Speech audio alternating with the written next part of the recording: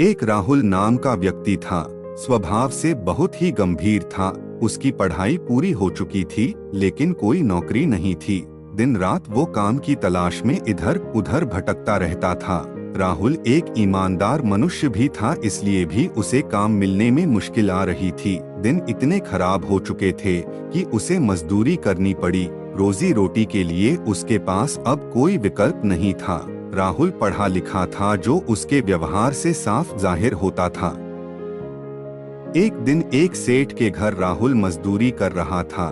सेठ का ध्यान राहुल के ऊपर ही था। सेठ को समझ आ रहा था कि राहुल एक पढ़ा लिखा समझदार लड़का है, लेकिन परिस्थिति वश उसे ऐसे मजदूरी के काम करना पड़ रहा है। सेठ को अपने एक विशेष काम के लिए एक ईमानदार व्यक्ति की जरूरत थी। उसने राहुल की परीक्षा लेने की सोची। उसने एक दिन राहुल को अपने पास बुलाया और उसे 50,000 रुपए दिए, जिसमें 100 के नोट थे, और कहा, भाई तुम ईमानदार लगते हो, ये पैसे मेरे एक व्यापारी को दे आओ। राहुल ने ईमानदारी से पैसे पहुंचा दिए।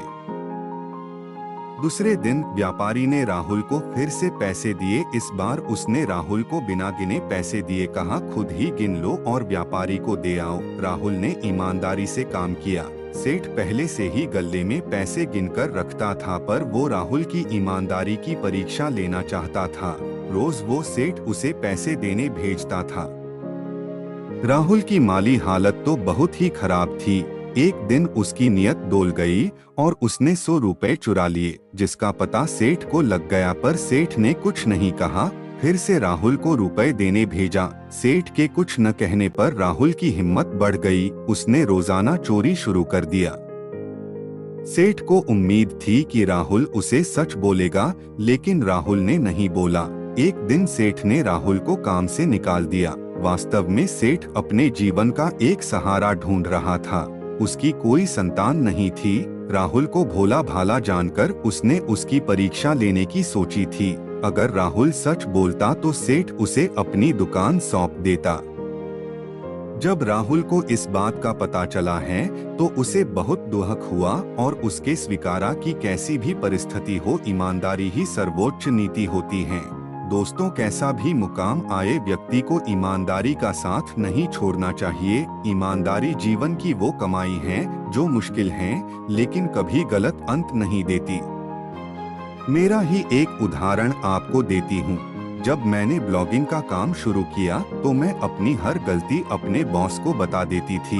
मैंने उनसे डांट के डर से कभी कुछ नहीं छिपाया। कभी कभी बहुत बड़ी बड़ी गलतियाँ की और बहुत डांट भी खाई, लेकिन कभी भी छिपाया नहीं। उसका परिणाम यही रहा कि मेरे साथ काम शुरू करने वाले सभी लोगों को कुछ ही दिनों में हटा दिया गया, लेकिन गलतियाँ करने के बावजूद मुझे कभी काम से नहीं हटाया। उल्टा मेरा काम और दायित्व आवश्यकतानुसार बढ़ा दिए गए। मेरी इसी ईमानदारी के कारण मुझे रोज कुछ न कुछ नया सीखने।